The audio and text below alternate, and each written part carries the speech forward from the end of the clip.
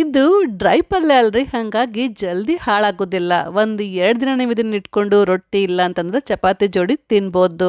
ಇವತ್ತಿನ ರೆಸಿಪಿ ನಮ್ಮ ಉತ್ತರ ಕರ್ನಾಟಕ ಸ್ಪೆಷಲ್ ಬ್ಯಾಳಿ ಹಾಕಿ ಮಾಡಿದ ದೊಣ್ಣೆ ಮೆಣಸಿನ್ಕಾಯಿ ಪಲ್ಯ.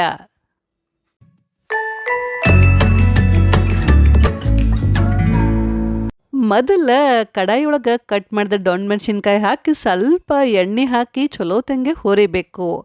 ಆದಷ್ಟು ಹೋಳು ಸ್ವಲ್ಪ ದಪ್ಪ ಇರಲಿ, ಭಾಳ ಸಣ್ಣ ಕಟ್ ಮಾಡಕ್ಕೆ ಹೋಗ್ಬೇಡ್ರಿ. ಹೈ ಫ್ಲೇಮ್ನಾಗ ಒಂದು 2-3 ನಿಮಿಷ ಚಲೋತಂಗೆ ಹುರಿದ್ರೆ ಸಾಕು, ತೆಗೆದ್ಬಿಡ್ರಿ. ಆಮೇಲೆ ಕಡಾಯಿ ಒಳಗೆ ಒಂದು 2-3 ಟೇಬಲ್ ಸ್ಪೂನಷ್ಟು ಎಣ್ಣೆ ಹಾಕ್ರಿ.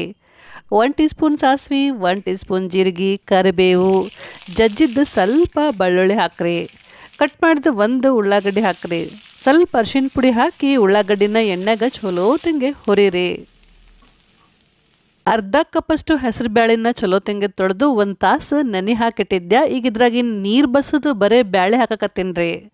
ರುಚಿಗೆ ತಕ್ಕಷ್ಟು ಉಪ್ಪು, ಸ್ವಲ್ಪ ಖಾರ ಪುಡಿ ಹಾಕಿ ಒಂದು ಎಣ್ಣೆಗೆ ಇದನ್ನು ಬೇಳೆನ ಚಲೋತಂಗೆ ಹುರಿಬೇಕು. ಇದು ಡ್ರೈ ಪಲ್ಯ ಅಲ್ರಿ, ಹಾಗಾಗಿ ಎಣ್ಣೆ ಸ್ವಲ್ಪ ಜಾಸ್ತಿನ ಬೇಕಾಗ್ತೈತಿ. ಬ್ಯಾಳಿ ಸ್ವಲ್ಪ ಮೆತ್ತಗಾದ್ಮೇಲೆ ಬೆಲ್ಲ, ಹುಣಸೆಹಣ್ಣಿನ ರಸ, ಹುರಿದಿದ್ದು ದೊಣ್ಣೆ ಮೆಣಸಿನ್ಕಾಯಿ ಹಾಕಿ ಚಲೋತಂಗೆ ಮಿಕ್ಸ್ ಮಾಡಿರಿ. ಸಣ್ಣ ಉರಿ ಒಳಗೆ ಇದನ್ನು ಸ್ವಲ್ಪ ಹೊತ್ತನ ಬೇಯಿಸ್ಬೇಕು. ಅವಾಗವಾಗ ಮುಚ್ಚಳ ತೆಗೆದು ಮೇಲೆ ಕೆಳಗೆ ಚಲೋತಂಗೆ ಮಿಕ್ಸ್ ಮಾಡ್ಕೊತಿರಿ. ಪಲ್ಯ ಚಂದಂಗೆ ಬೆಂದ ಮೇಲೆ ಲಾಸ್ಟಿಗೆ ಹುರಿದಿದ್ದ ಗುರೆಳ್ ಪುಡಿ, ಕೊತ್ತಂಬರಿ ಸೊಪ್ಪು ಹಾಕಿ ಚಲೋತಂಗೆ ಮಿಕ್ಸ್ ಮಾಡಿದ್ರೆ ಮಸ್ತ್ ಬಿಸಿ ಬಿಸಿ ಖಾರ ಖಾರ ದೊಣ್ಣೆ ಮೆಣಸಿನ್ಕಾಯಿ ಪಲ್ಯ ರೆಡಿ. ರೆಸಿಪಿ ಚಲೋ ಅನಿಸಿದ್ರೆ ಲೈಕ್ ಮತ್ತು ಕಮೆಂಟ್ ಮಾಡೋದನ್ನು ಮಾತ್ರ ನೆನಪು ಹಾರಕ್ಕೆ ಹೋಗಬೇಡ್ರಿ. Thank you.